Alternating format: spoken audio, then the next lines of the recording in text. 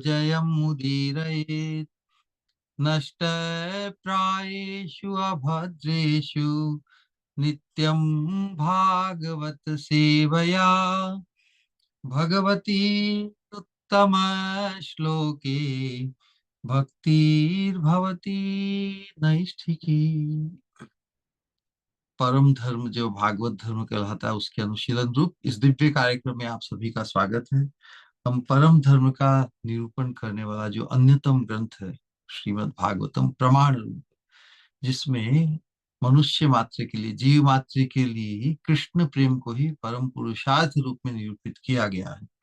उसी परम पुरुषार्थ रूप कृष्ण प्रेम के परमतम सोपान, क्योंकि जो परम पुरुषार्थ कृष्ण प्रेम है, कृष्ण प्रेम क्योंकि अनेक प्रेमी है भगवान के, अनेक रस है, तो उसके माध्यम से जो रस वैचित्री, प्रेम वैचित्री, एक स्तर एक प्रकार का ही प्रेम नहीं होता, अलग अलग रस और भाव के अनुरूप।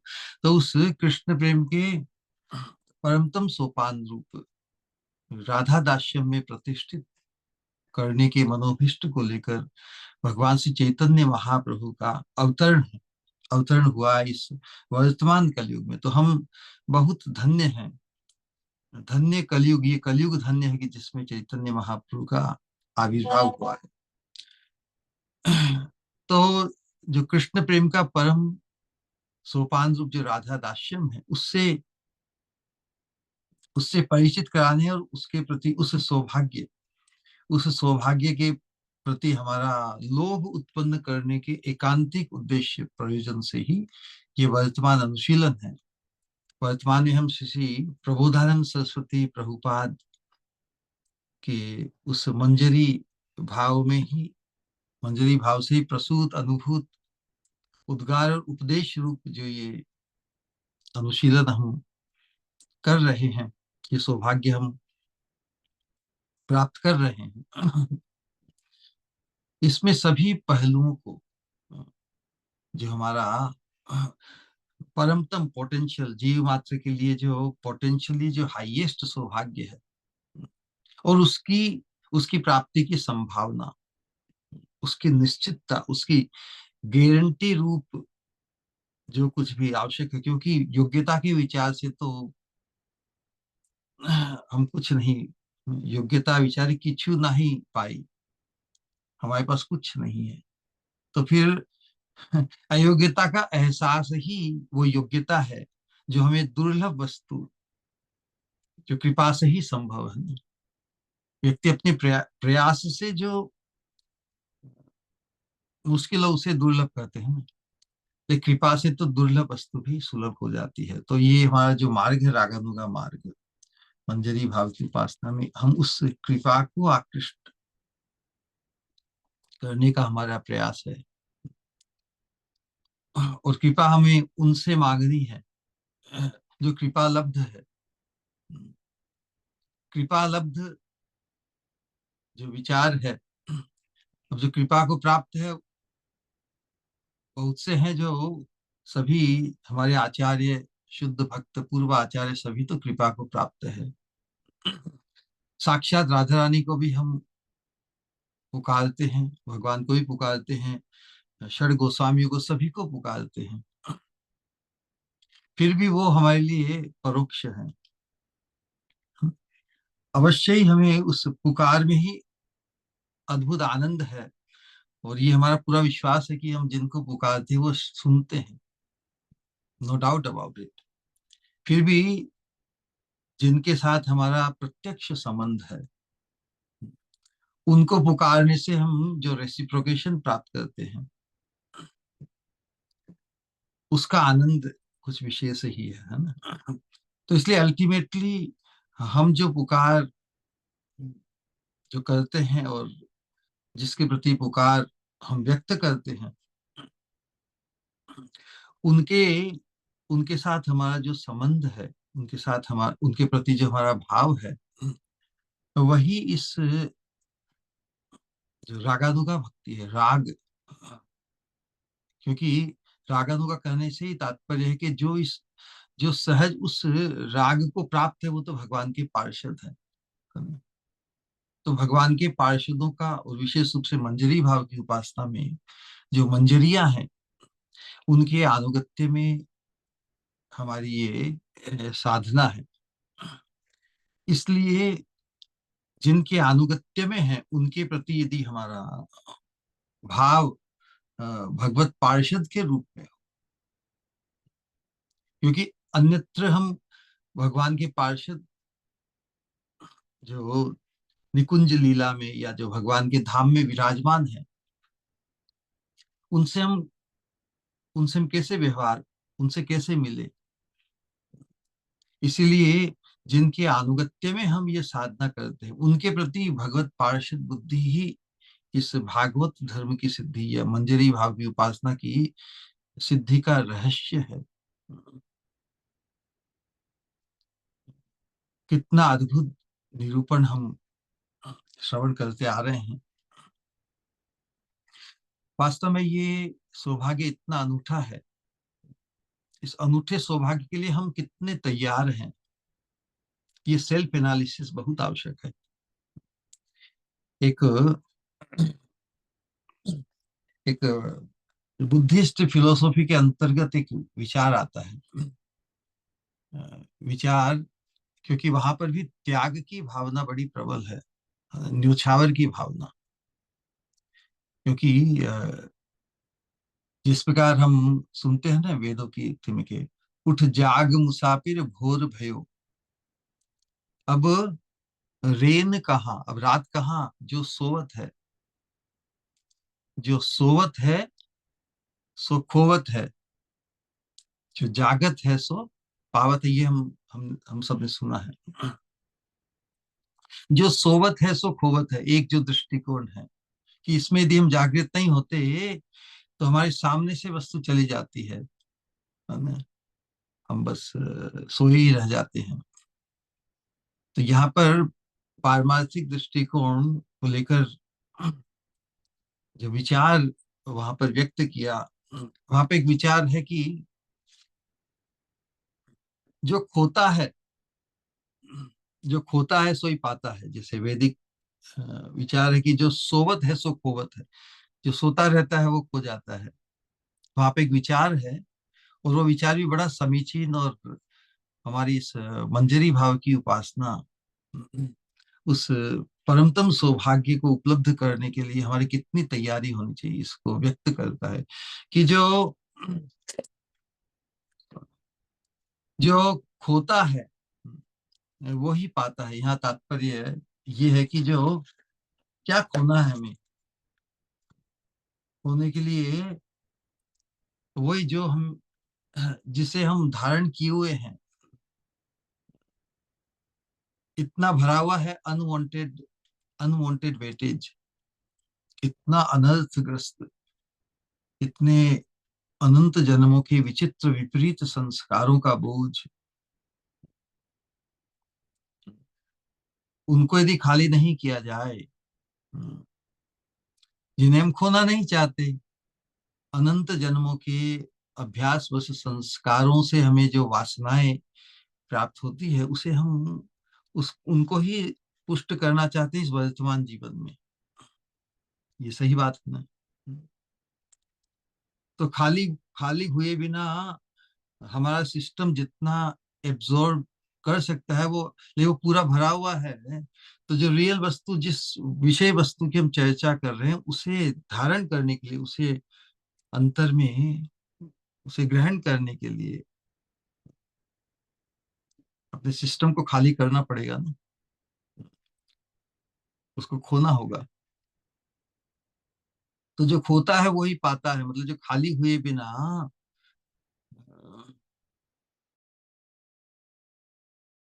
और फिर दूसरी उक्ति है कि जो जो सहता है वही घटता है। देखिए,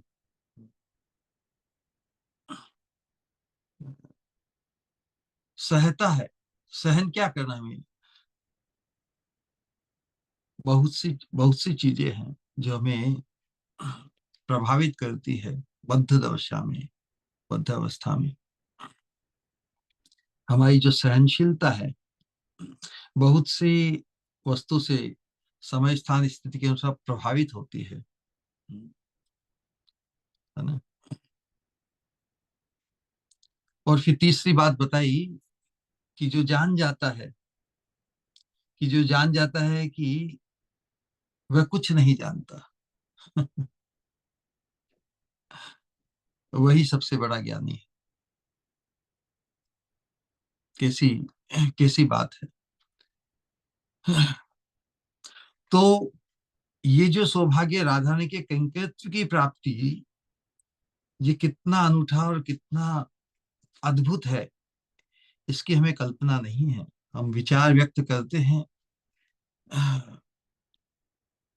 ये जो सौभाग्य जिसे अनंत काल से साधक समाज को, भक्तों को, प्रेमी भक्तों को भी भगवान के अलग अलग स्तर पे वैकुंठ गति प्रदायक जो भक्ति है, गोलोक प्रदायक जो भक्ति है, उसके अंतर्गत भी केवल ब्रजवास को प्राप्त करना ही पर्याप्त नहीं है इसके लिए।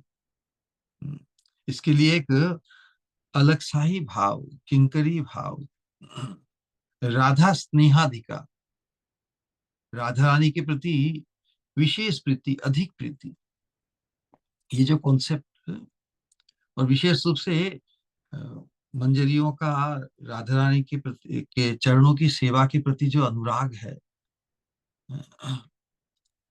पूर्ण केंद्रितता है, उनका जो भाव है, उसे देखकर भगवान भी विमोहित है। भगवान कृष्ण जानते हैं कि वो सभी के मोहक है, सभी के मोहक है। सब उनके प्रति जो आकर्षण है भगवान का, क्योंकि भगवान मूल काम मूर्ति है। हम सभी शक्ति तत्व होने से के कारण प्रकृति है ना, तो प्रकृति का पुरुष के प्रति आकर्षण सहज माना गया है। लेकिन हम जो तटस्थ शक्ति रूपी प्रकृति है,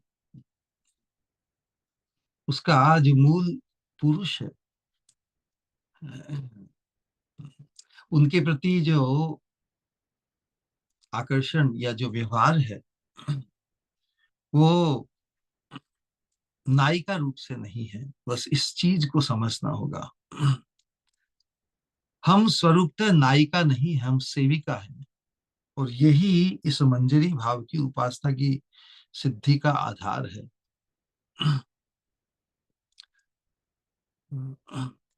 हमारी जितनी भी जानकारी लोक में वेद को लेकर हम जो कुछ भी ग्रहण करते, उसमें जो भोक्तापना भाव है, उसको पुष्ट करने के उद्देश्य से ही पूरा प्रयास, पूरी प्रगति है। लेकिन जब हम इस पारमार्थिक जागृति को प्राप्त करते हैं, तभी हम अपने जो स्वरूप की गरिमा है, स्वरूप की जो महिमा है, स्वरूप का एक विशेष स्वभाव है, विशेष लाभ है अपने स्वरूप से परिचित होने का। और स्वरूप के अनुरूप जो हमारा सौभाग्य है, उससे जब हम न केवल परिचित होकर उसके प्रति जब चमत्कृत होते हैं, तभी हम जो अनंत जन्मों की जो कर्म ग्रंथि को लेकर भोग बुद्धि, नायक बुद्धि या नायिका बुद्धि, जिसके दो रूप है, हम कितनी बार तो नर शरीर में नर योनि को प्राप्त हुई, कितनी बार अनंत बार मादा योनि को प्राप्त हुए हैं। लेकिन स्वरूपतः न हम, स्वरूपतः नर या पुरुष तो पुरुष नहीं है, लेकिन स्वरूपतः नायिका भी नहीं है। ये कैसा विचित्र संसार में, ये बात कोई कहेगा तो सुनने में विचित्र लगेगा। संसार का विवाह तो पूरा ही इस बद्ध संसार में भगवान ने ऐसी अद्भुत सृष्टि की है, उसमें प्रत्येक नर के लिए एक मादा उत्पन्न कर दी, और परस्पर के आकर्षण में ही आबद्ध करके अनंत जन्मों से विदाउट एनी झंझट, भगवान को और कोई झंझट करनी ही नहीं पड़ती। कैसे भगवान इस सृष्टि का संचालन करते हैं, जहाँ पे अनगिनत जीव, भगवान ने अनगिनत जीवों को एक दूसरे में उलझाने के लिए प्रत्येक नर के लिए एक मादा उत्पन्न करके प्रत्येक योनि में, और उसी में ही आबद्ध होकर, उसे ही सहज मानकर, उसी को पुष्ट करने के लिए बाकी सब प्रकार के समाधान के लिए तैयार है जीव। ये अवस्था जिसका हम बार बार श्रवण करते आए हैं। लेकिन और इस मंजरी भाव से प्राय साधक समाज भी परिचित नहीं है, तो महाप्रभु की विशेष देन है। ये सौभाग्य कितना उत्कृष्ट है। इसका सतत चिंतन अनुशीलन हम करें तो शायद महत कृपा से जब हमारा हम संलग्न होते हैं तभी इसकी अनुभूति हम कर पाएंगे। अदरवाइज तो ये जानकारी रहकर, हाँ, इसको हम प्रैक्टिकलाइज नहीं कर पाएंगे। इसीलिए इसे दुर्लभ बताया है। सनातन गोस्वामी ने, रूप गोस्वामी ने एक भाव व्यक्त किया है जो पहले भी बहुत बार व्यक्त हुआ है। वहां पे वो कहते हैं कि किसके लिए हमें तैयार होना है, क्योंकि हमें जितनी भी प्रतिष्ठा लोक में और वेद में और परमार्थ के मार्ग में भी जो प्रतिष्ठा प्राप्त होती है, क्या हम उनसे आइडेंटिफाई करते हैं? क्योंकि यदि हम उन प्रतिष्ठा और महिमा को आइडेंटिफाई करते हैं तो फिर उसमें ही हमारा चित्त अटक जाएगा, उसी में हम तुष्टि प्राप्त कर लेंगे। लेकिन इस मार्ग तो पुकार का है, क्रंदन का है ये।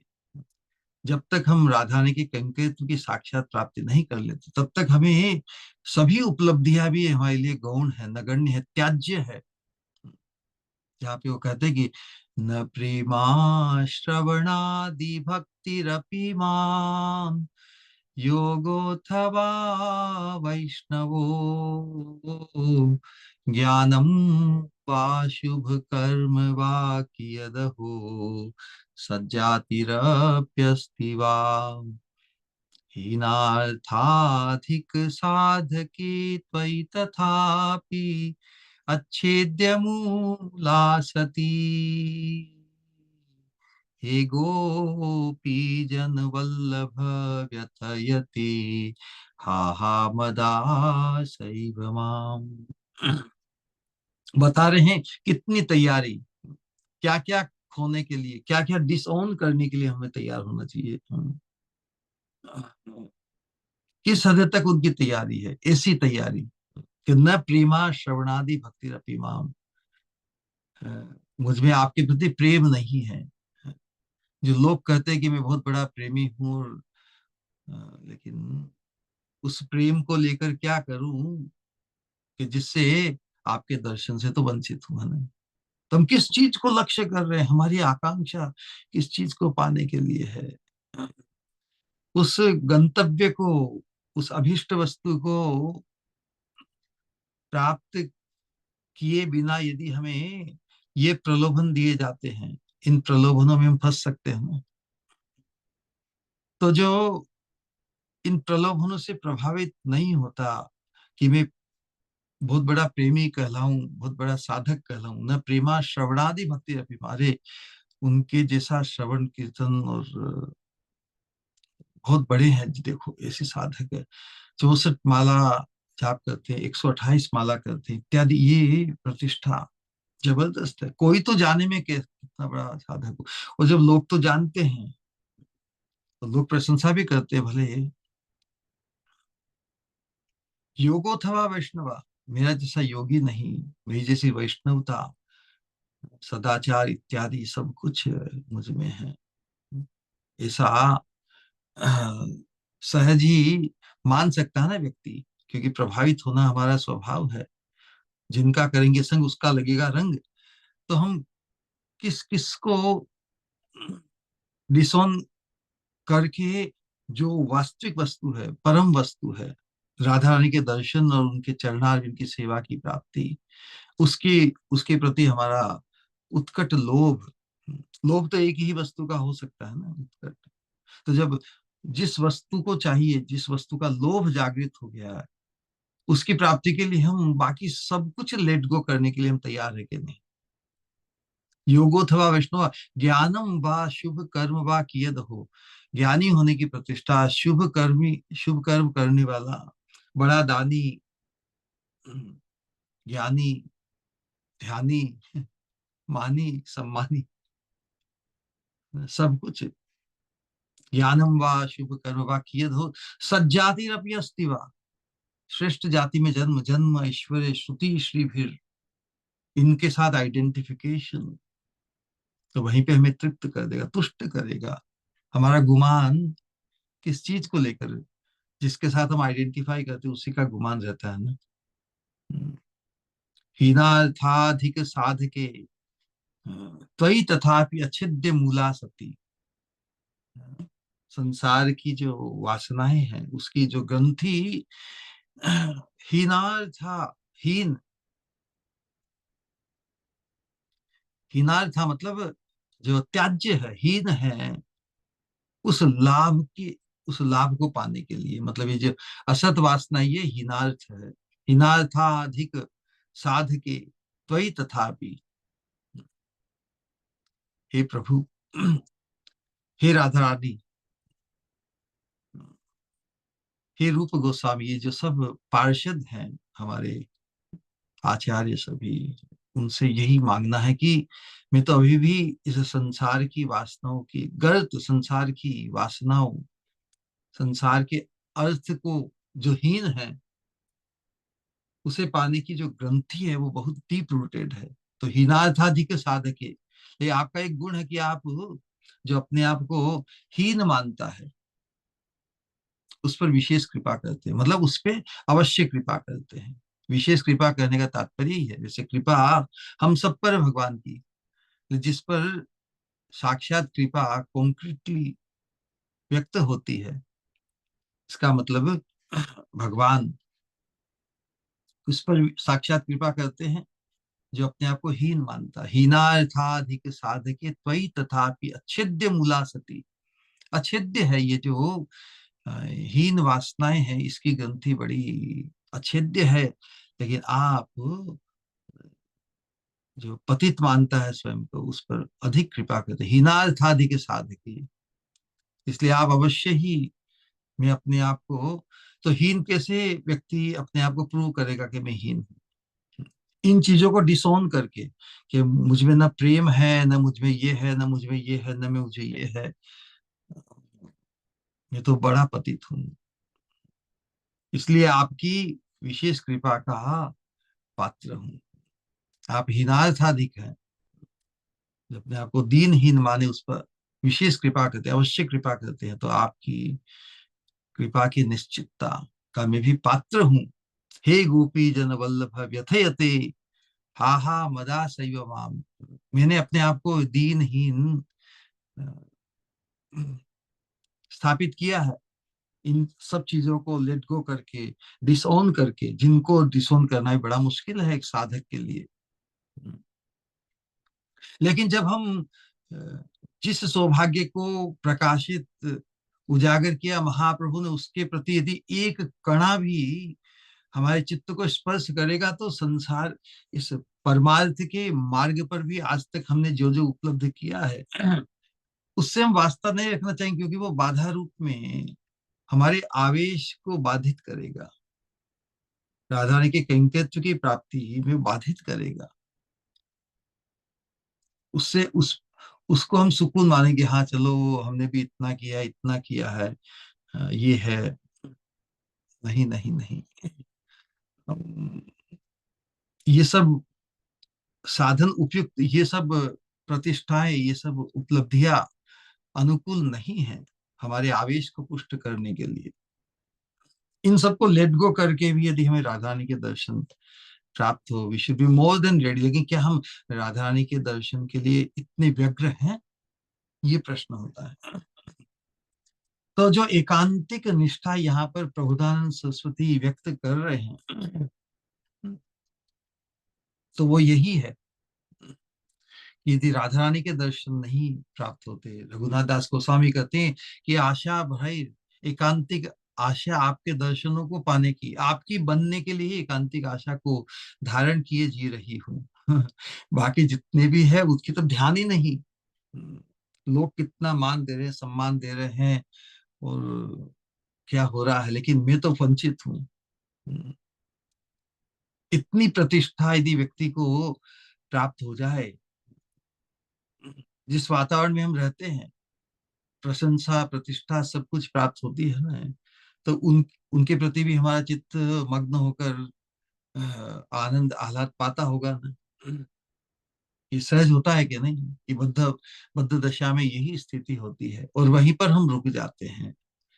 हमें रुकना ही नहीं है, हमें जो कुछ भी उपलब्धियां हैं वो हमें कंसोलेशन के रूप में मनाने के लिए हो। लेकिन रघुनाथ दास गोस्वामी कहते कि नहीं, आपके दर्शन नहीं होते, मैं आपके यदि नहीं बन पाऊं तो मुझे ब्रजवासी होने का भी कोई गुमान नहीं है, कोई लाभ नहीं, कोई आकर्षण नहीं है। प्राण मेरे प्राणों से भी मुझे कोई वास्ता नहीं है यदि कि प्राण आपके दर्शन को पाने के लिए उपयुक्त न हो सके। ब्रजवास का भी मेरे लिए बेकार है यदि आपके दर्शन और आपकी मैं नहीं बन सकूं। आपके बिना मुझे ब्रजवास भी बेकार है, और मुझे कृष्ण से भी क्या वास्ता। प्राणै ब्रजे नचे वरोरु बकारी नापी। तो जो ये न प्रेमा श्रवणादि भक्ति, उसकी पराकाष्ठा रघुनाथ दास गोस्वामी ने व्यक्त की है। आशा भरैर अमृत सिंधु मयि कथंचित कालो मयाति गमित किल किल सांप्रतम ही। किसी तरह काल को प्रसार कर रही हूँ। हाँ, आशा आशा आशाबद्धता है इसलिए ही। आशा भरैर अमृत सिंधु मयि कथंचित। अमृत सिंधु क्या, राधा रानी के चरणारविंद। राधा रानी के चरणारविंद की प्राप्ति मतलब सेवा की प्राप्ति ही उस आशा। तो हमारी आशा इतनी उस श्रेष्ठ वस्तु की होगी, तो ये बाकी के जो की उपलब्धियां भी बहुत श्रेष्ठ है साधारण साधकों के लिए, साधारण स्तर पर। लेकिन हम राधा दास्यम कितना सुपरलेटिवली मैचलेस है। बाकी सब सौभाग्य से, वैकुंठ गति, द्वारका गति या ब्रजवास की गति के अंतर्गत भी राधा रानी के चरणारविंद के कैंकर्यत्व की प्राप्ति कितनी दुर्लभ है। रघुनाथ दास गोस्वामी कहते हैं, किसी तरह उसी अमृत सिंधु की आशा लिए जी रही हूँ, किसी तरह टाइम पास कर रही हूँ। सांप्रतम ही, वर्तमान में समय पास कर रही हूँ। आशा है, आशा के साथ समय पास हो जाता है ना। किसी चीज की आशा हो, किसी वस्तु की प्राप्ति की निश्चित यदि आशा हो, अटूट आशा हो, तो उसके सहारे समय काल बीत जाता है। लेकिन सीमा होती है ना, इसलिए उत्कट भाव, डेस्परेशन उत्पन्न होता है। कब तक, कब आपके दर्शन होंगे, कब आपकी प्राप्ति होगी। किल सांप्रत त्वम चेत कृपा मई विधास्यसि नैव किम में। फिर भी यदि तुम्हारी कृपा मुझ पर नहीं होती तो प्राणे में प्राण को संवार के क्या रखूं। ब्रजवास भी मेरे लिए बेकार है, और श्याम सुंदर कृष्ण से भी, वो भी जब बकासुर बकारी जैसा लगते हैं ना पूरी वो, भगवान ने बक राक्षस को मारा तो उसकी पूरी जैसे मुंह फाड़ दिया ना, उसी प्रकार भगवान भी मुझे जैसे डस रहे हैं या निगल रहे हैं, ऐसा ऐसा लगता। मतलब श्याम सुंदर भी राधा रानी के बिना हमें सुहाते नहीं। ये एक्सक्लूसिव भाव है मंजरी भाव का। तभी तो मंजरिया जिस प्रेम राज्य में गोते खाती है, यहाँ पर किंकरी पिछले 2 श्लोकों में हमने श्रवण किया। विलास के उपरांत श्याम सुंदर भगवान का श्रृंगार करते हैं। उसमें जो राधा रानी की जो वेणी है, मतलब जो चोटी है, उसकी शोभा का निरूपण। और उस चोटी में भी फूलों की वेणी, फूलों की माला भी पिरोई है, वेष्टित की है, और भी मणि रत्न भी उसमें लगाए हैं। वो चिंतन कितना अनूठा है। मंजरी होकर ही, मंजरी मानकर ही हम इस अनुशीलन को पर्याप्त न्याय कर सकेंगे। इसको केवल हम जानकारी नहीं बनाए, ये हमारे चित्त को, अंतर को बिल्कुल झंकृत करने वाला है। यदि झंकृत नहीं होता तो इसमें हमें ही सेल्फ एनालिसिस करना है। तो श्रीपाद ने पिछली स्मृति जिसमें राधा रानी की चोटी और जो बालों का जूड़ा जो राधा रानी के सिर पर, हाँ, सिर और बालों को एकदम गूंथ कर अच्छे से सम्मिलित करके जो जूड़ा और चोटी बनाई है, उसे श्याम, उसमें उत्प्रेक्षा का क्या कर रहे हैं, जैसे श्याम सुंदर ही साक्षात काम मूर्ति होकर राधा रानी के सिर पर विराजमान है। राधा रानी भी उस, जैसा कि कहा कि राधा रानी का जो हृदय है, उनका चित्त है, श्यामल रंग से ही रंगा है। तो अंतर में जो रंग होता है, और उसी उसी रंग के श्रृंगार भी राधा रानी को बहुत भाते हैं। तो राधा रानी के जो अति घने और घुंघराले बालों, केशों का जो जुड़ा है, चोटी है, वो श्याम सुंदर के स्पर्श और श्याम सुंदर ही के खिलवाड़ के लिए एक उपकरण है राधा रानी के लिए। तो उस प्रकार की चिंता और उसी प्रकार की पुनः स्फूर्ति के विराम आने पर पुनः वही चिंता किंकरी ने प्राप्त की। लेकिन जो इस बार चिंता प्राप्त की, वो नवीन रूप से, नए भाव से, क्योंकि इस प्रेम राज्य की जो वैचित्री एक जैसा हर बार नूतन ही अनुभूत होता है। तो श्रीपाद स्फूर्ति में पुनः अभिनव रूप में, नए रूप में राधा रानी की वेणी की शोभा माधुरी का आस्वादन किया। पिछले श्लोक में हमने वर्णन किया। कुंज में विलास के अवसान होने पर राधा रानी अपने प्रियतम को, प्रीतम के आनंद वर्धन के लिए ही आदेश देती है कि चलो, तुमने जो हरकतें की है उसके कारण मेरा श्रृंगार मिट गया है। तो राधा रानी तो हर अवस्था में ही बहुत सुंदर दिखते, लेकिन राधा रानी भी कुछ प्रोटोकॉल, अब सखियां आएगी, सखियां तो उस अवस्था में देख के उपहास करेगी ना। तो जो भी हो, अपने प्रीतम को आदेश देती है कि चलो तुम संवारो मुझे अच्छी तरह से। तो श्याम सुंदर किशोरी जी की वेशभूषा संवारने के लिए उद्यत हुए हैं। किंकरी सब सामग्री लाकर हाथ में लेकर पास में खड़ी है। सर्वप्रथम उन्होंने हाथ में एक मणिमय केश प्रसादिनी कंघा कंघा लेकर राधा ने के घुंघराले और घनी घनीभूत बालों को, एक एक बाल जो उनके लिए अपने कोटि प्राणों से भी प्रिय है, उन बालों को संवारना बहुत सावधानी, बहुत ही सेंसिटिव होकर ना, प्रियतमा को कोई कष्ट न हो। तो श्याम सुंदर ने वो मणिमय कंघी ली और स्वामिनी के पीछे आकर बड़े ही सुंदर मेघ श्यामल घुंघराले, सटकारे घुंघराले काले केश कलाप को संवारने लगे हैं। अब श्याम सुंदर का स्पर्श पाकर स्वामिनी तो रोमांचित हो रही है ना, पुलकित हो रही है। उनके रोंगटे जैसे खड़े हो रहे हैं आनंद से। आनंद विभोर अवस्था में जब जो थोड़ी हिलती डुलती है स्वामिनी, उसे देखकर श्याम सुंदर को एक बहाना मिल गया। पीछे तो बैठे ही हैं, तो राधा रानी के स्कंद से ऐसे करके राधा रानी के मुख का दर्शन करते हैं, पूछते हैं सब कुछ ठीक है, कुछ कष्ट तो नहीं हो रहा है। तो राधा रानी अपने प्रियतम श्याम सुंदर को इस प्रकार बड़े लाड से देखते हुए देखकर ईषत हास्य को व्यक्त करती है, थोड़ा हंस देती है। परस्पर ही एक दूसरे के संग और स्पर्श को पाकर बहुत सुखी है, बहुत खुश है, ऐसा ऐसा ऐसा प्रतीत, ऐसा व्यक्त करते हैं। राधा ने भी कहती कोई व्यथा नहीं है, सब कुछ अच्छा है।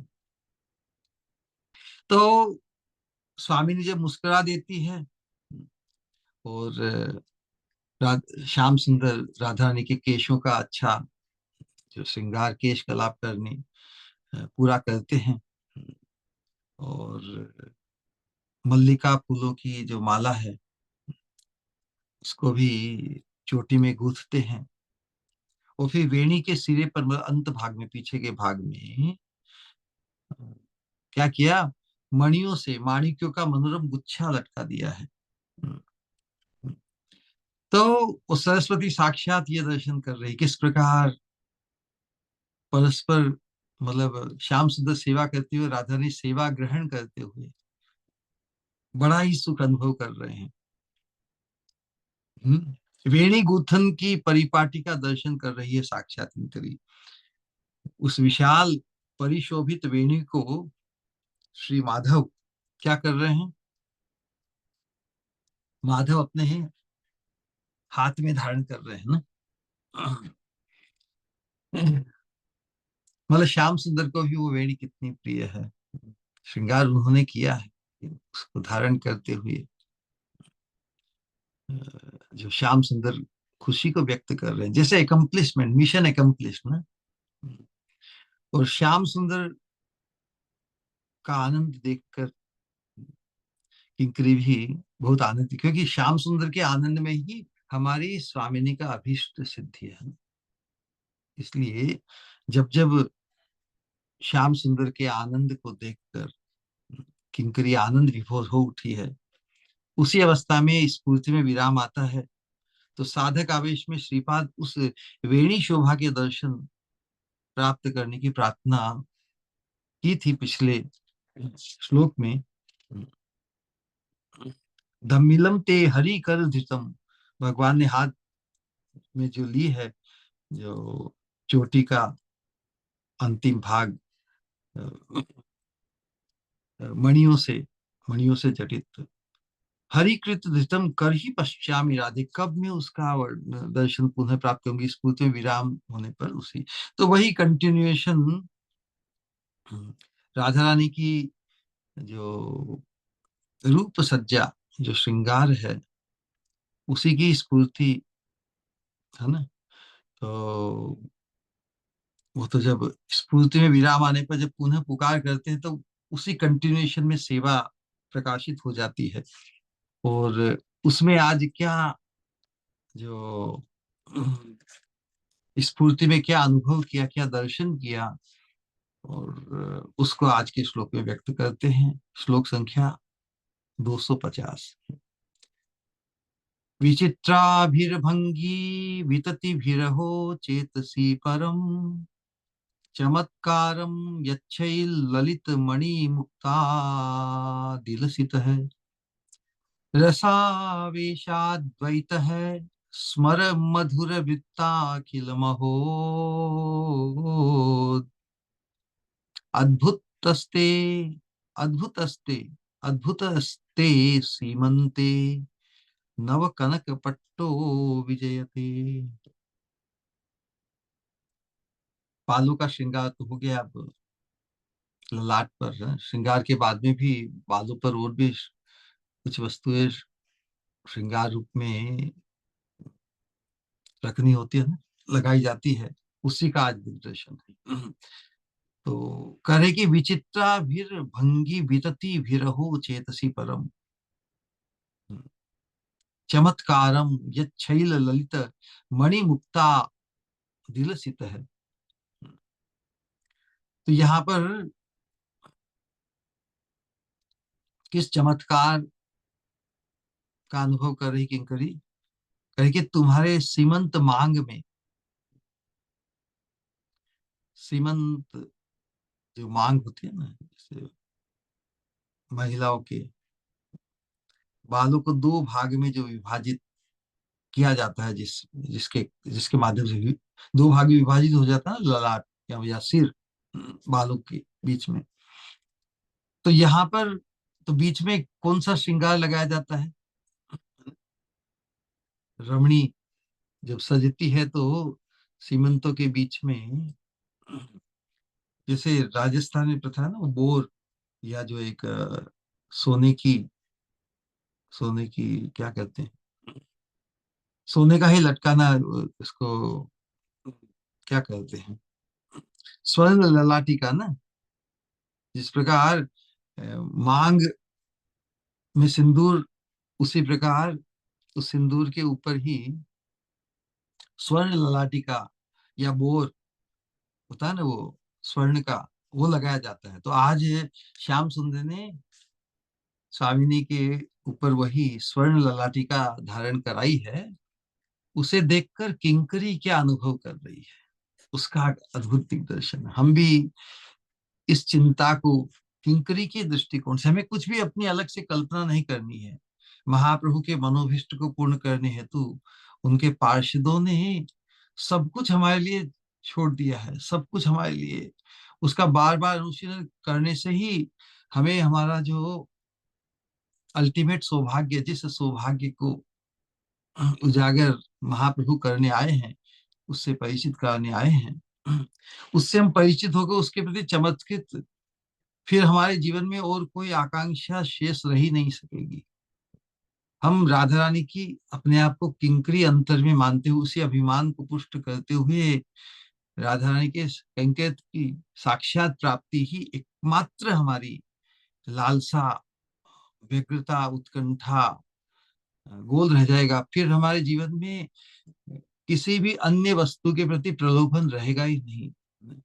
यही सबसे बड़ी परम मुक्ति है कि संसार के, लोक के, वेद के, परमार्थ के और कोई भी कोई भी उपलब्धि हमें मोहित नहीं कर पाए, क्योंकि हम तो राधा रानी के कैंकर्तव्य की के ही मोह में है। मोह इष्ट दर्शन बिना, हमारा मोह केवल राधा रानी के दर्शन कब प्राप्त होंगे। इष्ट हमारी स्वामिनी है, राधा रानी के दर्शन का ही मोह, मोह मतलब अभाव, हमें खले, उसके सामने और कोई अभाव हमें खले ही नहीं, और बाकी सब अभावों को हम सहज सहन कर लेंगे। जो जो सहता है, सहने का तात्पर्य यही है कि जो अनेक प्रकार के अभाव, जिनसे हम ग्रस्त है ना, पूर्व जन्मों के अनंत वासनाओं के कारण कितने अभाव से ग्रस्त हैं, हमें और कोई अभाव खले ही नहीं। हम किसी भी अवस्था को सहन कर लेंगे यदि, जिससे हम मंजरी भाव में घटते चले जाएं, अपने मंजरी होने के अभिमान में गढ़ते चले जाएं, तो जो सहता है वही गढ़ता है। जो सहता नहीं वो तो और किसी किसी में फिर बह जाएगा, और किसी किसी भाव को धारण कर लेगा। तो इसीलिए जब यहाँ पर जो चिंतन है, उसी चिंतन के साथ हम आइडेंटिफाई करें किस प्रकार प्रबोधानंद सरस्वती हमें श्याम सुंदर द्वारा राधा रानी के श्रृंगार का दर्शन, श्रृंगार करते हुए दर्शन, और दर्शन में भी जो अनुभूति वो कर रहे हैं, दर्शन एक ही वस्तु के अनेक लोग करें लेकिन सबको अलग अलग अनुभूति होती है। तो हम प्रबोधानंद सरस्वती प्रभुपाद के माध्यम से जो उन्हें अनुभूति प्राप्त हुई है, उसी अनुभूति को अंगीकार, उसी अनुभूति से संपन्न होने का प्रयास करें। कह रहे हैं कि हे राधे, तुम्हारी सीमंत मांग में रसावेश पूर्ण द्विधा, द्विधा विभक्त। वैसे मांग तो अपने आप ही दो भागों में विभाजित करती, लेकिन यहाँ पर श्याम सुंदर ने जो जो क्या मधुर कंदर्प व्यवहार द्वारा अद्भुत विचित्र मनोहर मणि मुक्तादि से विलसित नव कनक पट्ट, मतलब स्वर्ण ललाटिका,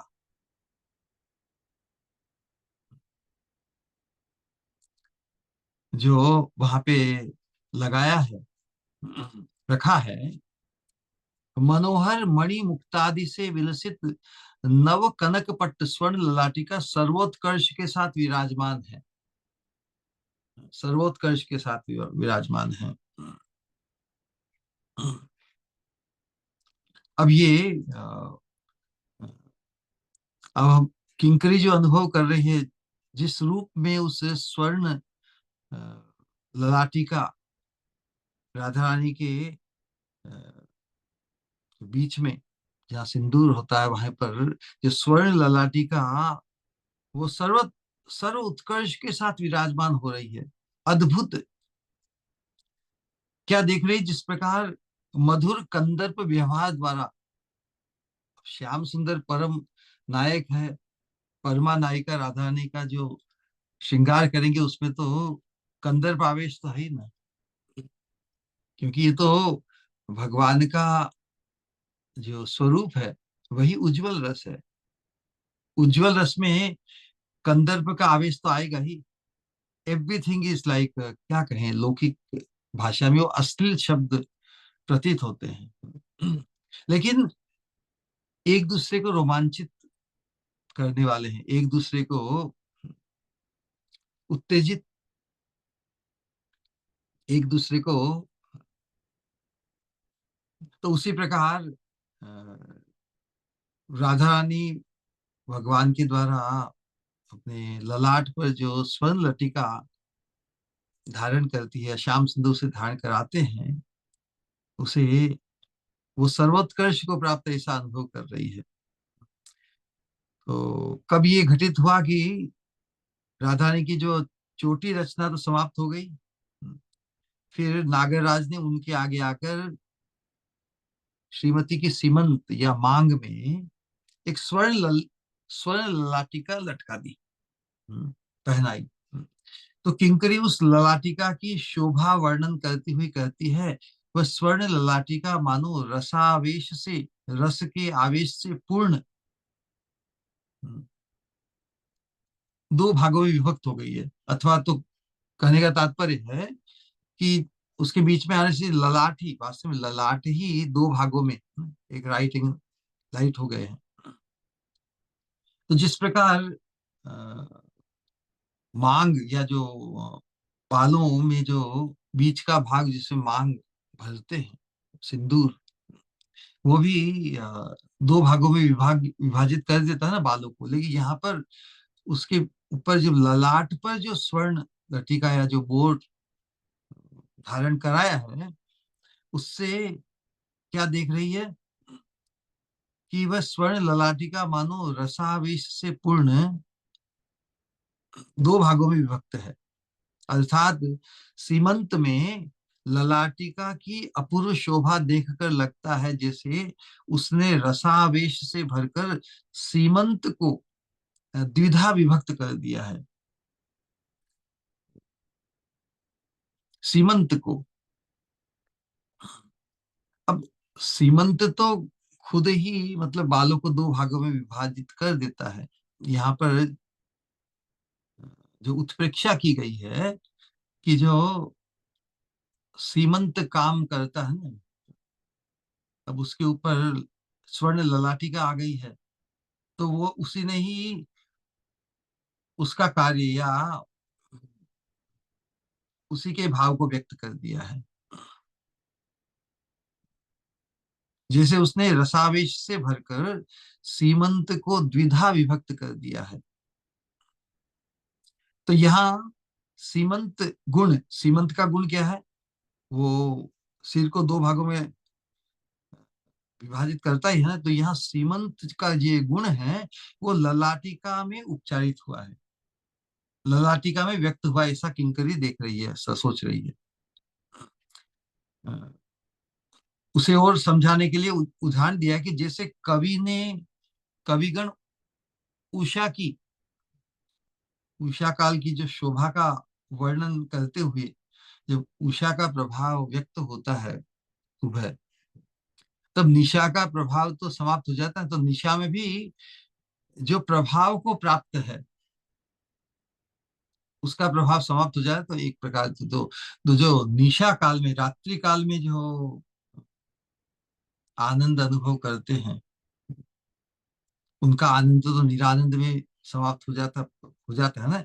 तो उस दृष्टिकोण से यहाँ पर स्वर्ण ललाटिका जिसे उस सीमंत के गुण को अपने में व्यक्त करके सीमंत, सीमंत के प्रभाव को ढक दिया है। यहाँ पर ये कहने का आशय है, जैसे उषा की शोभा का वर्णन करते हुए कहा जाता है ना कि विभावरी मतलब रात्रि, रात्रि में क्या होता है, प्रियतम चंद्र के अस्ताचल गमन पर विभावरी का संगम किसके साथ होता है, चमकते हुए चंद्रमा के साथ।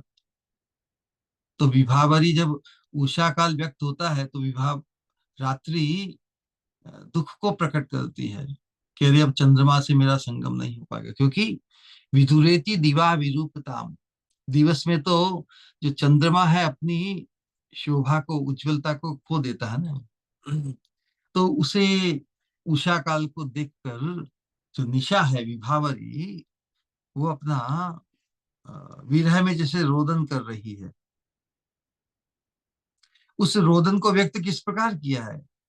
वास्तव में विभावरी का रोदन तो कोई देखता नहीं, लेकिन उषा काल में जो कलबल पक्षियों की जो ध्वनि, कुकू इत्यादि, वही जैसे रोदन कर रही है। तो विभावरी रात्रि प्रीतम चंद्र के अस्ताचल गमन पर विरह में रोदन कर रही है। पक्षियों का कुंजन ही वह रोदन है वास्तव में। लेकिन पक्षियों का जो कुंजन है वो तो अ, उषा काल की शोभा है, उषा काल का आनंद, अ, आनंद का प्रकट है, प्राकट्य है, आनंद का एक्सप्रेशन है। लेकिन उत्प्रेक्षा की है, जैसे कि वो विभावरी जैसे अब चंद्रमा के अस्ताचल गमन पर विरह में रोदन कर रही है। पक्षियों का कुंजन ही विभावरी का क्रंदन रव है, और शिशिर बिंदु ही उसके अश्रु हैं। शिशिर बिंदु मतलब ओस के, ओस छा जाती है ना पत्तों पर, डालों पर, सब जगह। तो जैसे ओस ही उसके जब जो क्रंदन करेगा तो अश्रु भी आएंगे ही ना। तो यहाँ पर विभावरी का रोदन तो असंभव है। कोई रात्रि को रोते कोई नहीं देखता कि रात्रि जा रही है इसलिए वो रो रही है, नहीं। लेकिन उसकी उत्प्रेक्षा की है, विभावरी का रोदन असंभव होते हुए भी उषा की शोभा विभावरी के रोदन में उपचारित हो गई है। कहने का तात्पर्य है कि जो मांग है, जो जो सीमांत, जो मांग का जो सौभाग्य है राधा रानी के ललाट को, और जो सिर को दो भाग में विभाजित करने का, वो सौभाग्य स्वर्ण ललाटिका ने ले लिया है। समझाई बात? तो जैसे वो निशा काल ही क्रंदन करे, लेकिन उषा काल की जो शोभा वही पूर्ण रूप में प्रकाशित हो रही है। तो उसी प्रकार ललाटिका के विन्यास से, ललाटिका उस मांग पर ही धारण कराने से, विन्यास मतलब धारण कराने से, उसी प्रकार ललाटिका के विन्यास से सीमंत की रसावेश में द्विधा विभक्त दशा ललाटिका में उपचारित है। जो जो मांग का काम है वो इस स्वर्ण ललाटिका ने कर दिया है, ललाटिका में उपचारित है, व्यक्त हुई है। ये तो ये अनुभवमय वाणी है श्रीपाद की। श्रीपाद ने स्फूर्ति के भीतर जो देखा है उसी का वर्णन शब्दों में करने का प्रयास किया है। भीतर जो देखा है उसी का रसोद्गार इस श्लोक में व्यक्त किया है। रसावेश में ललाटिका का सौंदर्य नागर मणि को अत्यंत भोग्य हो गया है ना। श्रृंगार, श्रृंगार को धारण करा के राधा रानी और भी परम आकर्षण का केंद्र बन गई है। रसावेश में ललाटिका का सौंदर्य जो मांग का कार्य, मांग का कार्य है, मांग को देखकर, मांग को भरकर जो रमणी का जो सौभाग्य प्रकाशित होता है ना, तो अपनी प्रियतमा राधा रानी के मांग के ऊपर जो स्वर्ण ललाटिका धारण कराकर जो सौभाग्य निरूपण और जो आकर्षण श्याम सुंदर का, रसावेश में ललाटिका का सौंदर्य नागर मणि को अत्यंत आकर्षण का केंद्र बन गया है, और उसकी प्रतीति अथवा अनुभव किंकरी के हृदय में है। श्याम सुंदर जिस दृष्टिकोण से जो आकर्षण, जो जो श्याम सुंदर का बढ़ गया है राधा रानी के प्रति, उस ललाट पर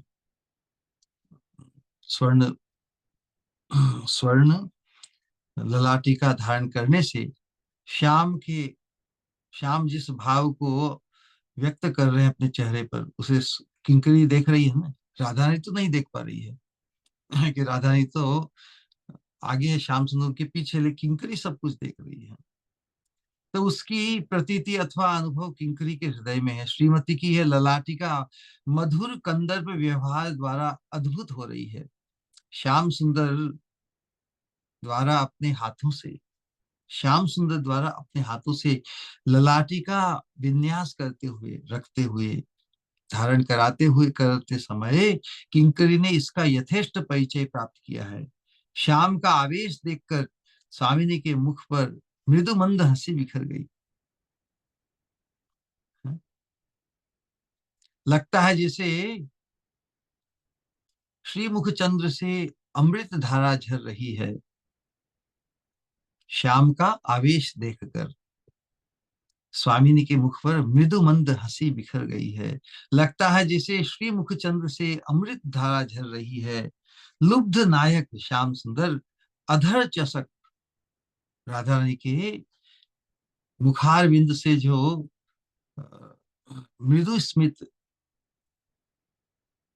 प्रकाशित हुआ है ना, अमृत धारा जैसे अ, बह निकली है राधा रानी के मुख से, तो उस अमृत धारा को श्याम सुंदर अपने अधर चस्कों से, अधरों के प्यालों में धारण कर रहे हैं। लुब्ध नायक अधर चषक से अमृत धारा ग्रहण कर रहे हैं। इस प्रकार शत शत कंदर्प व्यवहारों के साथ अद्भुत भाव से ललाटिका धारण कराई गई है। रसिक जनों को इससे स्मर व्यवहार का बहुत कुछ इंगित प्राप्त होगा। रसिक जनों को जो स्मर मतलब कंदर्प का जो व्यवहार है, कंदर्प के जो उपकरण हैं, उस उपकरण रूप में ही श्याम सुंदर ने अपनी प्रियतमा स्वामिनी के ललाट पर स्वर्ण ललाटिका पहनाई है। तो हम देख सकते हैं कि राधा रानी जो भी जो भी अपनी इच्छा से संपादित करती है, उसमें अपने प्रियतम श्याम सुंदर का आनंद वर्धन ही एकमात्र उनका लक्ष्य है। तो श्रीमती की कथा वार्ता में मस्तक परिचालन होता है, और तब ललाटी का रस संस्पर्श से संचालित होकर विचित्र भंगिमाओं से श्याम सुंदर के साथ किंकरी के चित्त में चमत्कारित्व विस्तार करती है। परम चमत्कार यच्छन, परम चमत्कार यच्छन ललित मणि मुक्तादि लिखत है। तो किंकरी वास्तव में ये जो श्याम सुंदर की विलास के उपरांत जो राधारानी का श्रृंगार करने की जो जो परिपाटी है, जो रीति है, उसमें किस प्रकार कंदर्प आवेश का उभार होता है, और स्वामिनी खुशी को व्यक्त करके श्याम सुंदर उस खुशी रूप हंसी की अमृत धारा को अपने अधर चस्कों से जो पान करते हैं, क्या भाव व्यक्त किया है। तो ये सब रस आभूषण है। साक्षात श्रृंगार श्याम सुंदर श्रृंगार रस के संस्पर्श से श्रीमती के महाभावमय श्री अंग में वेश विन्यास कर रहे हैं। वेश मतलब वस्त्र। यही कारण है कि राधा दासी का चित्त चमत्कारित्व इतना अधिक है। ये चमत्कारित्व ही रस है। चमत्कार के बिना तो रस नहीं स्थापित, रही रस नहीं माना जाता हमें। तो प्रत्येक बार राधा कृष्ण का मिलन, प्रत्येक बार उनका जो श्रृंगार है, किंकरी हर बार नूतन रूप में ही चमत्कार पूर्ण रूप में अनुभव करती है, इसलिए वो भी रसास्वादन करती है। ये चमत्कारित्व ही रस है हम सबके लिए भी। राधा श्याम सुंदर के विलास श्रृंगार, उनकी हरकत, उनका परस्पर से आनंदित और सुख और खुशी और हंसी को व्यक्त हुआ देखकर हमें उनके नूतन आनंद की प्रतीति होती है, अनुभूति होती है, एहसास होता है।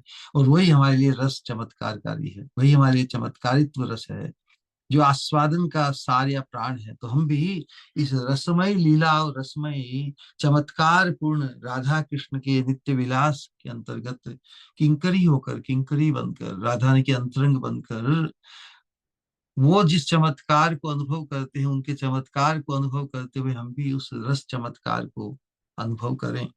हम स्वतंत्र रूप से, हमारे लिए कोई रस और चमत्कार नहीं है। रस की मूर्ति और रस का आस्वादन तो परस्पर अन्योन्य विलसे प्रेम रस आस्वादन करी, राधा कृष्ण एक आत्मा दुई देह धरी। अन्योन्य विलसे, एक दूसरे का उपभोग करते हुए जो अ, रसास्वादन करते हैं चमत्कार पूर्ण, तो उनके चमत्कार पूर्ण रसास्वादन को देखकर हम भी चमत्कृत होते हैं। जो आस्वादन का सार या प्राण है। रसे सारस चमत्कारो यम बिना न रसों से। चमत्कार हम अनुभव करें तभी वो रस माना जाएगा। रसे, रस का सार क्या है? रस, रसे सारस चमत्कारो। यदि चमत्कार नहीं होता तो वो रस रस नहीं है। बिना न रसो रस है। किंकरी का चित्त उसी रसास्वादन में तन्मय है। हम भी किंचित उस प्रकार की तन्मयता का स्पर्श प्राप्त करें, इसी आशा को व्यक्त करते हुए आज की प्रस्तुति को हम विश्राम देते हैं। किसी का कोई प्रश्न या जिज्ञासा हो अवश्य व्यक्त करें।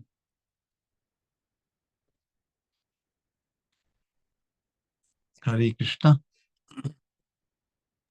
प्रणाम श्री गुरु। हरे कृष्णा।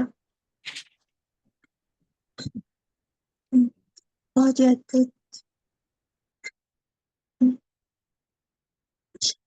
तो हर बार ही कुछ अनोखा ही कहते हो, और आज भी वैसा ही कुछ।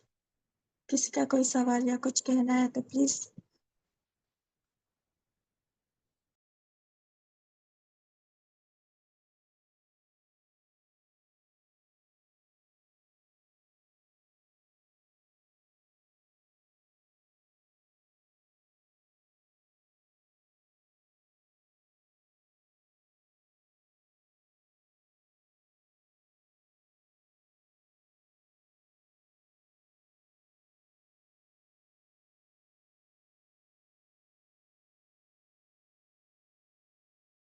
ये अपेक्षा की जा सकती है कि कुछ न कुछ चमत्कृति तो सबको अनुभूत होती होगी।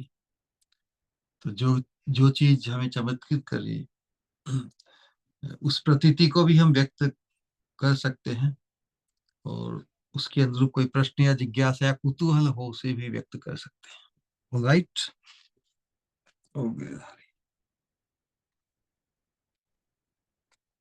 हरे कृष्ण।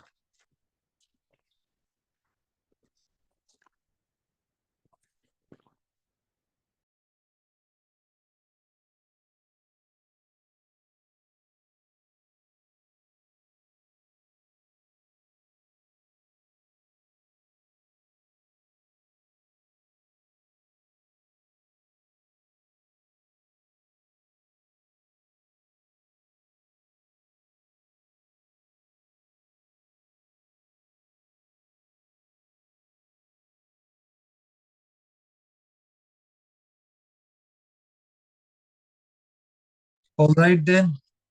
निताई गौर प्रेमानंदे। हरि हरि बोल। प्रणाम श्री गुरु। हरे कृष्णा। हरे कृष्ण। आज श्री गुरु, सवाल था। आपने तो बहुत अच्छे से क्लियर किया, पर फिर भी अयोग्य हो। जो आपने वो जो बताया ना, जो विभावरी और जो उषा काल का जो और जो उनकी हमारी स्वामिनी की मांग का, तो वो विवाहवरी वो तो समझ में आया, लेकिन वो मांग के साथ वो कैसे कोरिलेटेड है दोनों? मांग के ऊपर धारण कराया जाता है ना। हम्म। तो मांग मांग का कार्य तो बाधित हो गया ना। ओके। मांग का कार्य ही जिस स्वर्ण ललाटिका ने कर दिया है। स्वर्ण ललाटिका ही जैसे मांग बनकर दो भागों में विभक्त कर दिया है। हम्म। भाई मांग भी अपने आप में परम सौभाग्य और एक श्रृंगार का होता है ना। हम्म। पर ललाटी का मांग पे आ जाए तो फिर क्या किया जाएगा। इसका मतलब ये हम्म। थोड़ी मांग का कार्य तो हो गया, लेकिन मांग को जो जो यश मिलना था उस यश से हम्म। वंचित हो गई। ओके। ठीक है? श्री हाँ राधे। ठीक। अब ये तो रस कैसी ही है। ये तो किंकरियों के क्या क्या उनकी दृष्टि में उनके मन में भाव आता है उसको व्यक्त किया है। ठीक। कामिनी का तो हर कुछ सब कुछ ही अद्भुत है। और जो प्रभाव श्याम सुंदर पे देख रही है किंकरी राधा रानी की हर वस्तु का, उसके माध्यम से ही, श्याम के माध्यम से ही उसको व्यक्त करे कि अ, श्याम सुंदर जो धारण करा रहे हैं, मांग तो राधा रानी में अपने आप ही है, लेकिन जो श्याम सुंदर धारण करा रहे हैं उन्होंने बाजी मार ली जैसी। हम्म। श्रृंगार तो ऊपर से धारण कराया जाता है ना। तो जो हम्म। धारण करा रहे हैं उसका उत्कर्ष देख रही है किंकरी। बिल्कुल। उससे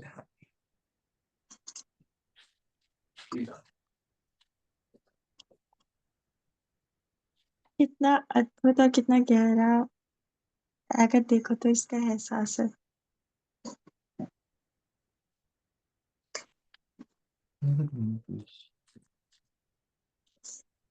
हाँ, लास्ट कॉल, किसी को और कुछ कहना है या किसी का कोई सवाल तो प्लीज।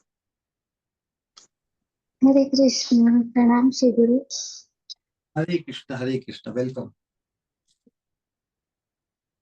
श्री गुरु, आपकी वाणी सुन के हमेशा हृदय गदगद हो जाता है। मेरी खुशी की कोई सीमा नहीं रहती आपसे बात करने के बाद। आपके साथ श्री वृंदावन धाम में बिताए वो पल हर दिन स्मरण आते हैं। इस सौभाग्य को फिर से प्राप्त करने की लालसा होती है। इंतजार कर रही हूँ आपके श्री चरणों में बैठकर अपनी सखियों के साथ खिलखिलाते हुए हर्ष और उल्लास के साथ आपकी सेवा करूं। आपके श्रीमुख से श्री राधा दास्यम दिव्य रस का आस्वादन करूं।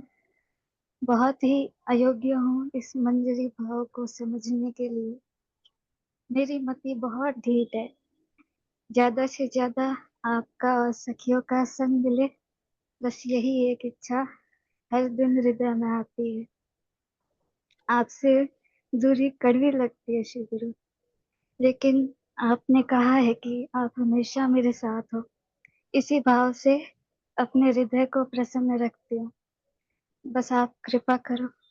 एक प्रश्न था श्री गुरु। मैंने श्रील नरोत्तम दास ठाकुर का एक गीत कुछ दिन पहले पढ़ा। उसमें एक लाइन पढ़ी मैंने।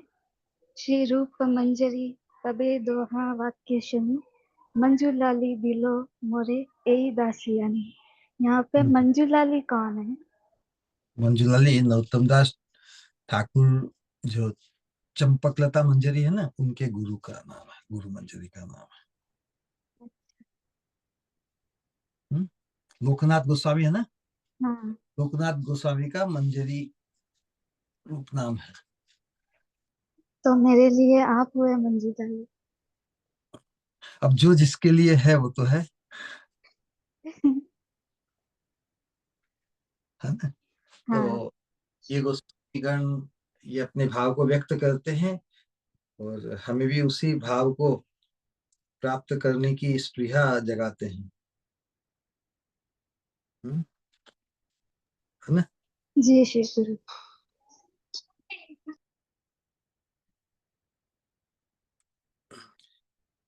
जो साक्षात जो सेवा उन्होंने प्राप्त की, हम्म, तो उसी भाव को व्यक्त कर रहे हैं कि वो साक्षात उस चिन्मय धाम में हाथ पकड़कर रूप गोस्वामी रूप मंजरी के खुद मुझे करेंगे, और रूप मंजरी फिर ललिता विशाख आदि सखियों के रिकमेंडेशन से और कंफर्मेशन से फिर साक्षात युगल की सेवा में नियुक्त करेंगे। तो वो सौभाग्य दिन मेरा कब आएगा, है ना? यदि गुरु मंजरी हमें हाथ पकड़कर रूप मंजरी के सुपुर्द करती है, मतलब लॉटरी खुल गई, लोटो खुल गया, है ना? जी श्री गुरु। उसी का इंतजार करना है। और वो सौभाग्य हमें उसका, उसकी स्मृति, उसकी प्राप्ति वो इतना रोमांचित करे कि हमें संसार की कोई स्थिति परिस्थिति रोमांचित नहीं, बांध के नहीं रख सके, है ना? अनेक कितने प्रकार के आकर्षण संसार में, कहाँ कहाँ तो व्यक्ति फिर अटक ही जाता है। कहीं नहीं अटकना है। एकांतिक आकांक्षा जब होती है तो भगवान भी उसी को पुष्ट करते, क्योंकि एकांतिक तो चित्त में ही होता है ना व्यक्ति। किसी के प्रति एकांतिक हो जाने पे भगवान उसको पुष्ट करते हैं, क्योंकि चित्त के अधिष्ठाता है वासुदेव ना, हर अवस्था में। बद्ध अवस्था में लौकिक वस्तु में यदि हम एकांतिक आसक्ति हो जाती है तो उसको भी, उसका भी अनुमोदन वासुदेव करते हैं। और चिन्मय अवस्था को प्राप्त करने में भी हम चिन्मय वस्तु की आकांक्षा करें एकांतिक, तो उसकी भी पुष्टि वासुदेव करते हैं। चित्त के अधिष्ठाता हर अवस्था में वासुदेव है।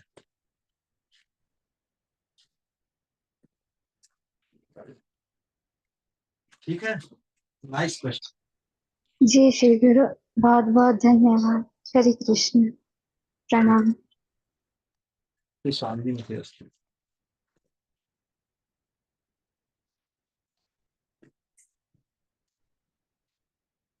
All right then.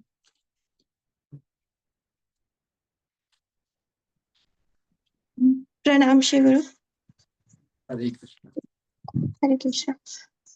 बस 2 लाइन कहनी थी, कहूँ? प्रभु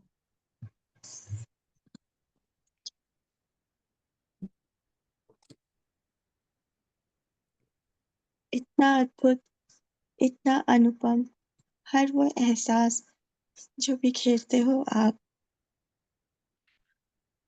उसका एक कण भी महसूस करने की नहीं है योग्यता मेरी, पर फिर भी आप ही की कृपा से जो कण मात्र एहसास होता है हृदय में, बाकी तो सही में कुछ नहीं जाना मैंने, और ना ही कुछ जानने की आकांक्षा है। एक जो आ गए हो आप जीवन में, हर सौभाग्य, हर एहसास मानो लेकर आए हो आप ही अपने साथ, जो लाए हो मंजरी भाव का अनुपम सौभाग्य हमारे लिए, हमारी स्वरूप की पहचान।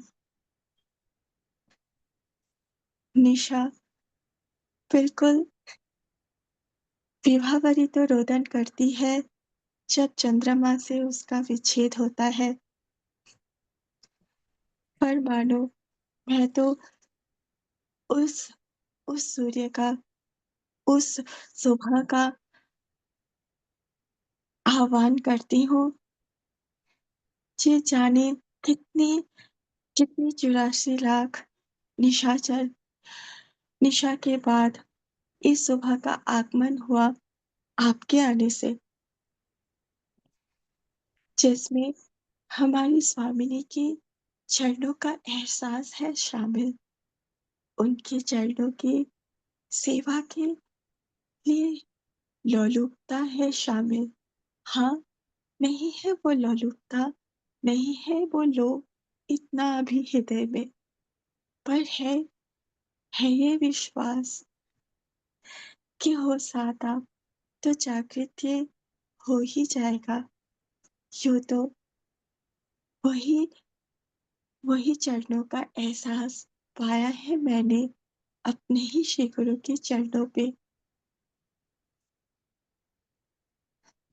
कहते हो आप कि जब तक ना मिल जाए हमें स्वामी जी के चरण, तब तक ये मानो कि कुछ नहीं पाया है मैंने। पर फिर भी बिल्कुल जो आप कहते हो वही है सब कुछ।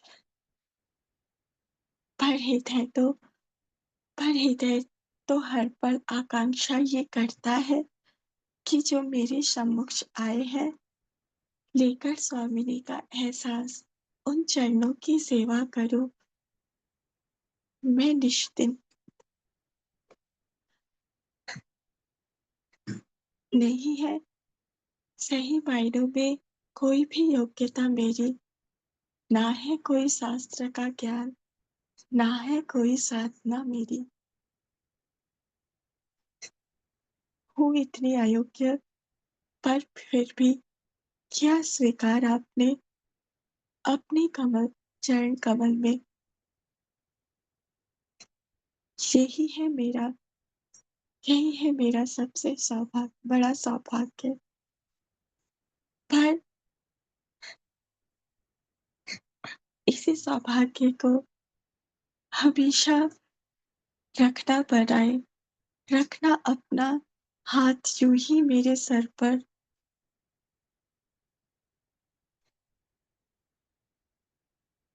जो साथ होता है, हर जो दिया है आपने, उससे कभी ना वंचित हो मैं।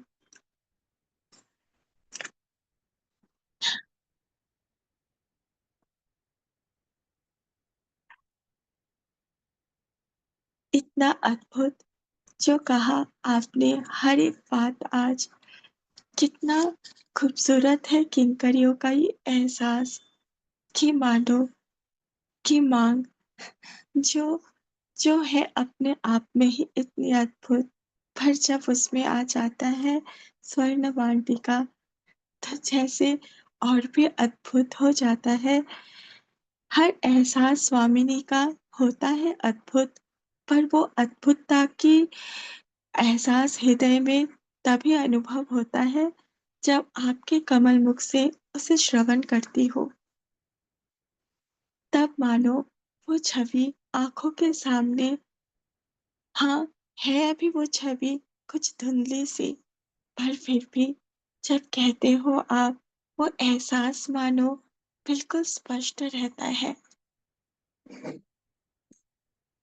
किंकरियों का जो किंकरी देखती है, ये एहसास जो अपना अनुभव बताती है, और उस अनुभव में आप अपने एहसासों को जो मिलाते हो, फिर जो वो बनता है।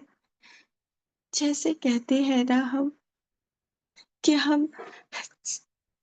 जब हम दूध को रटते वो जब रबड़ी बनने लगती है, उसमें और भी घनीभूत एहसास, स्वाद आने लगता है।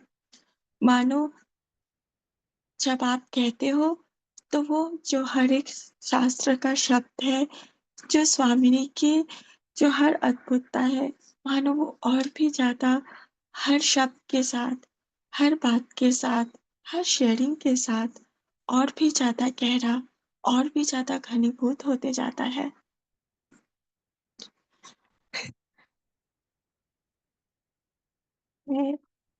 मैं वांछा ये कि जो आप कहना चाहते हो, जो आप समझाना चाहते हो, जो उस कृपा को देते हो, उस कृपा को धारण करने की योग्य ये हृदय, उस कृपा को धारण कर पाए ये हृदय।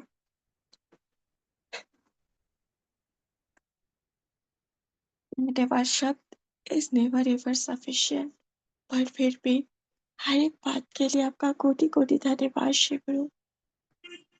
प्रणाम। हरे कृष्णा।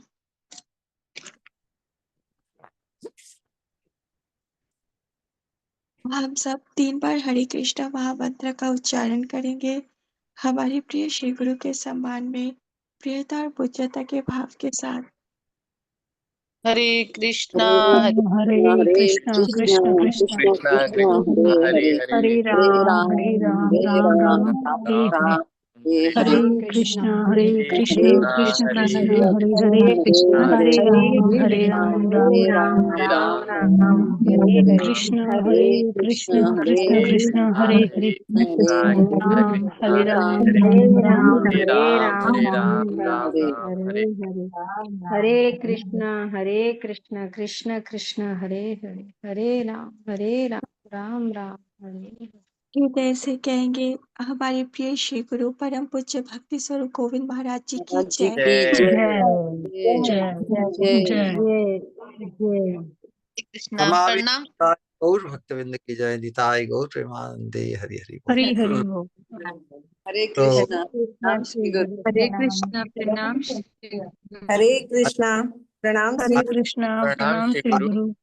आज श्रद्धा को आने में थोड़ी देर, हरे कृष्णा प्रणाम श्री इसमें श्री गुरु। स्वामिनी मते अस्तु। प्रणाम श्री गुरु। हरे कृष्णा श्री स्वामिनी मते अस्तु। निताय गौर प्रेमानंदे हरि हरि बोल।